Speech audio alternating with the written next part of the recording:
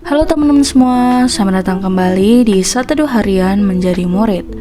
Nah, kalau kita kemarin bahas bilangan 8 dari ayat 5 sampai 22, hari ini kita akan bahas dari 23 sampai 26-nya nih teman-teman. Kita akan membahas tentang awal dan akhir masa kerja orang Lewi. Nah, seperti biasa aku akan bacain dulu bacaan firman Tuhan kita untuk hari ini ya teman-teman. Bilangan 8 ayat 23 sampai 26. Awal dan akhir masa kerja orang Lewi. Tuhan berfirman kepada Musa, "Inilah yang berlaku bagi orang Lewi. Setiap orang yang berumur 25 tahun ke atas wajib bertugas supaya ia bekerja pada kemah pertemuan.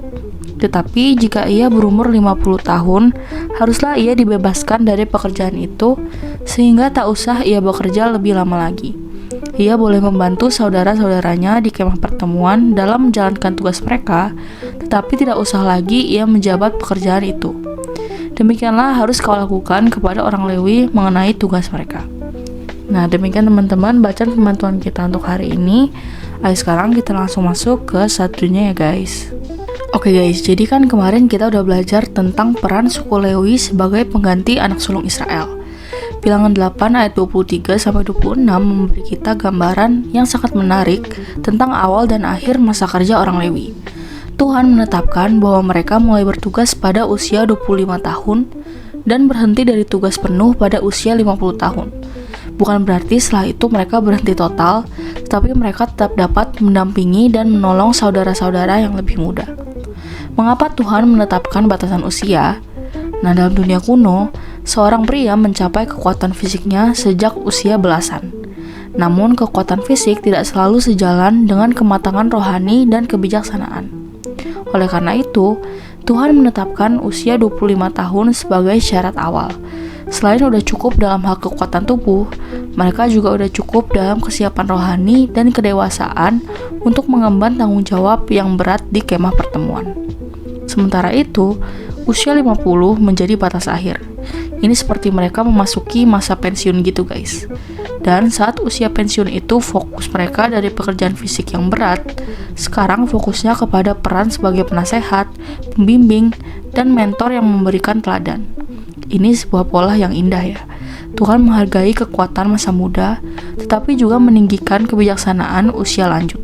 Dalam hal ini, masa pensiun gak berhenti total stop ngapa-ngapain, melainkan bertransformasi dari pekerja aktif menjadi mentor yang menolong generasi berikutnya. Hal ini sangat relevan dengan kehidupan kita. Tuhan merancang tahapan hidup, ada masa belajar, masa bekerja, dan masa pensiun. Setiap masa punya panggilan ilahi, belajar dengan giat, bekerja dengan setia, dan di masa pensiun menjadi berkat dengan hikmat dan pengalaman. Semua itu bertujuan satu, memuliakan Tuhan dalam setiap tahap kehidupan kita. Ketika kita membaca aturan tentang orang Lewi, kita diingatkan pada Yesus Kristus, imam besar yang sejati.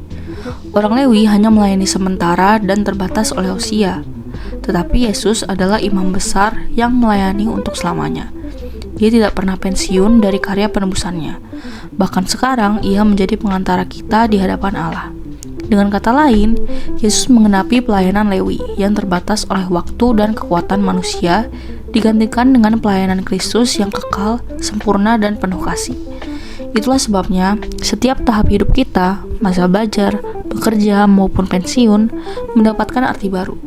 Bukan lagi sekedar siklus biologis, melainkan kesempatan untuk menghidupi karya Kristus dan menjadi saksi baginya. Jadi demikian teman-teman renungan kita untuk hari ini. Sekarang aku mau ajak kalian untuk merefleksikan nih guys. Firman Tuhan hari ini mengajarkan kepada kita bahwa hidup punya musim. Masa muda bukan hanya untuk mengejar karir atau membuktikan diri, tetapi untuk sungguh-sungguh bekerja bagi Tuhan dengan segala kekuatan. Namun ketika usia bertambah, panggilan kita nggak serta-merta selesai, melainkan berubah menjadi sahabat, penasehat, dan teladan bagi generasi yang sedang bekerja keras. Di zaman sekarang, kita pun bisa belajar. Masa kuliah adalah masa menanam, masa kerja adalah masa berkarya, dan masa pensiun adalah masa menuai sekaligus membimbing. Kalau orang Lewi saja dipanggil untuk setia pada setiap tahapan hidupnya, kita pun dipanggil untuk memaksimalkan setiap musim hidup. Tidak ada yang sia-sia.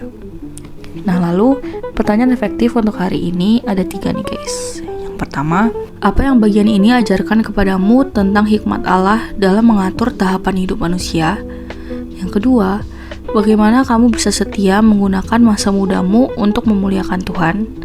Dan yang ketiga, menurutmu bagaimana peran orang yang sudah emeritus dalam pelayanan gerejawi maupun yang udah pensiun di dunia kerja dapat menolong generasi yang sedang bekerja keras saat ini? Seperti biasa, teman-teman boleh jawab sendiri, atau kalau mau komen di bawah jawaban kalian juga boleh banget guys. Ya, jadi segitu aja satu kita untuk hari ini. Sekarang aku mau pimpin kalian dalam doa penutup ya teman-teman. Teman-teman mari tutup mata, lipat tangan, kita berdoa. Tuhan, terima kasih karena Engkau menetapkan waktu untuk segala sesuatu. Ajarku memaksimalkan masa belajarku, masa kerjaku, dan kelak masa pensiun, supaya setiap tahap hidupku memuliakan nama-Mu. Tolong aku untuk bekerja dengan setia sekarang, dan kelak menjadi teladan serta penolong bagi generasi berikutnya. Dalam nama Yesus aku berdoa. Amin. Tetap semangat guys, Tuhan Yesus beserta kita. Thank you for watching and see you in the next video. Bye-bye.